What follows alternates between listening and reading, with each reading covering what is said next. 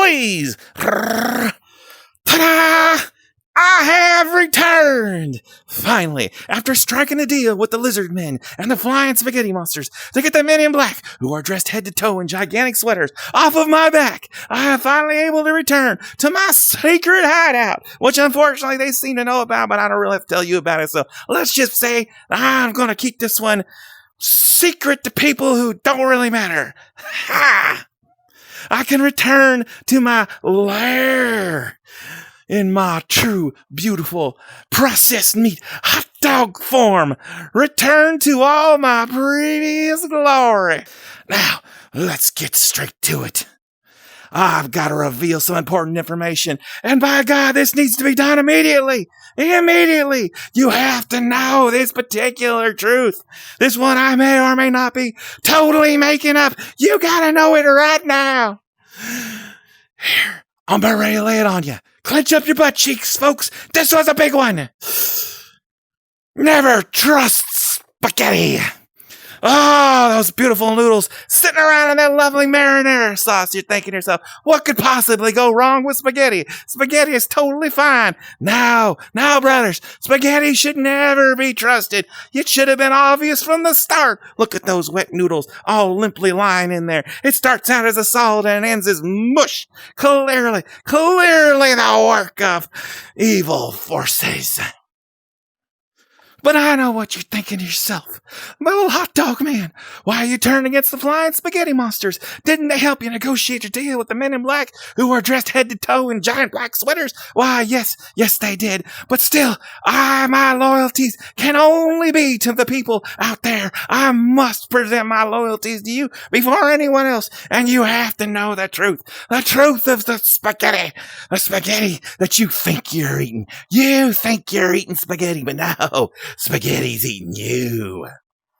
Consider this factoid for a moment. Have you ever seen a brain outside? A human brain or any kind of brain outside? Because let me tell you, spaghetti gets around. You know why the brain always looks like a pile of spaghetti? Because it is a pile of spaghetti. That's the only brains you're ever allowed to see. Because the people who do the dissections of the brains, they themselves are also controlled by the spaghetti. You're only seeing the spaghetti. Real brains are solid meat, just like the one between my ears.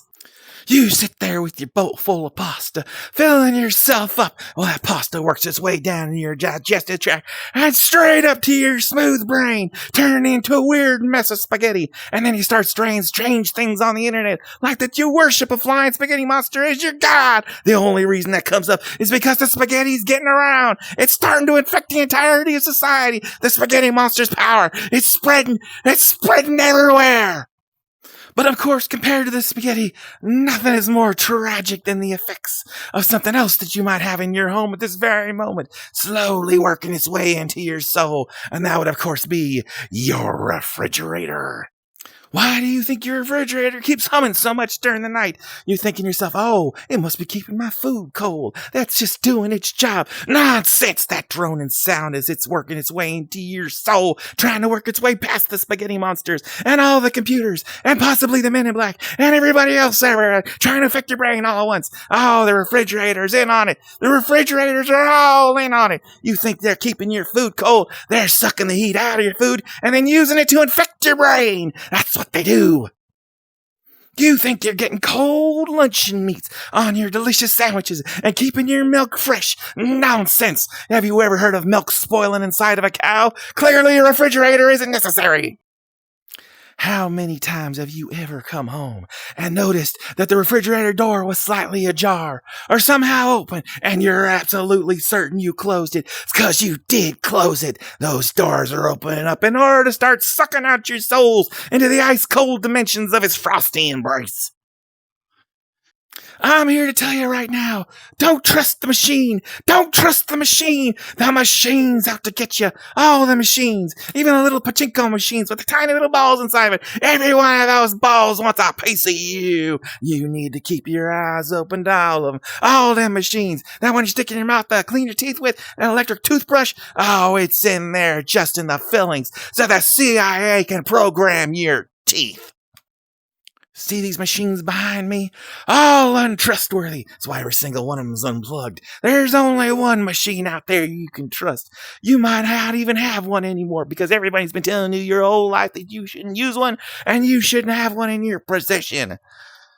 What is this humble machine, you might ask? What is this electronic savior for the future of the world? Why, it's nothing more and nothing less and possibly nothing at all to have to do with a humble pocket calculator. Yes, this simple machine that your teacher always told you in your math class you should never touch.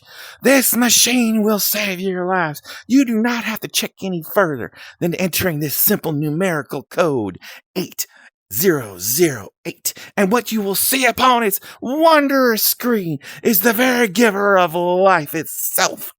Something so natural, every mother's got two of them. So if you ever fear the forces of evil coming forth to control your mind or take your soul, find yourself a couple of pocket calculators. Tape one to either side of your head. Type in 8008 on each one of them. Make sure you got two of them. That'll double their power. Pocket calculators. Always with the pocket calculators. That'll help hold off the forces of spaghetti from taking over your mind. Just a humble word of advice from a simple hot dog to you. Bye, folks.